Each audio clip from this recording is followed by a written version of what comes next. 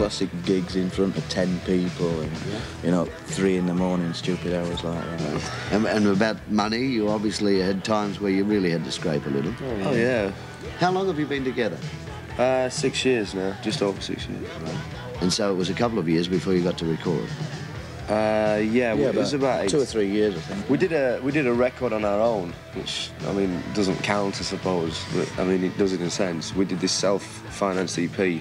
Right. We'd only played like 6 gigs, and we thought, well, we don't want to play this kind of circuit, you know, the working men's clubs, or where you do cover versions all the time, or little places where you can't even get your gear in. So we went and did a record just for the hell of it, and it turned out to be pretty good, actually, and we sent it around all the music papers in England and the radio stations, and they picked up on it and started playing it a lot, which got us our first management, which got us our first deal, and it all snowballed from there.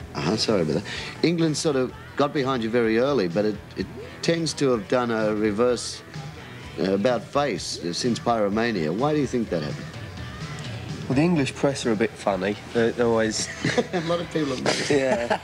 And in England, it definitely goes in trends, like, say, America. You know, a band can be successful for ages, but in England it's different. Like, one week you'll have Culture Club, and the next week you'll Adamant, and literally like that.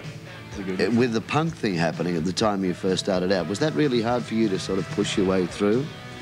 I think it actually helped us, looking back, because there was only a couple of bands that was playing our type of music. There was us and maybe a band called Iron Maiden, and so in that respect it was a little bit easier because people would probably take a little bit more notice of you because you weren't doing the normal thing. Everybody was like starting punk bands, you know, because it was a pretty easy thing to do. Yeah. And I think that's why we probably stood out a little bit more. AC/DC, where is the tie there? Because you have the same producer on Pyromania. I think you've got, what, the same manager now, or a guy that did work with AC/DC who's managing it. So is that where all that link-up came about?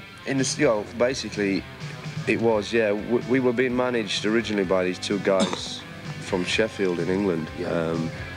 Who, one of them worked for a record company and thought he knew it all and didn't. The other one ran a record shop, and they thought they'd pulled some strings by getting us on the AC/DC tour. In actual fact, it was Peter that set it all up because he wanted to manage us. So we got in with Peter that way. We supported AC/DC in England. Mutt Lang was Peter's friend, obviously. Peter played him our first album, and he said, I'd like to do their second album. And that was it. And away you went. And good luck at Salinas tonight, which is where you are. Right. Let's have a look at Rock of Ages. Def Leppard, we thank them very much. Thanks, guys, for coming. Cheers. Have a good stay.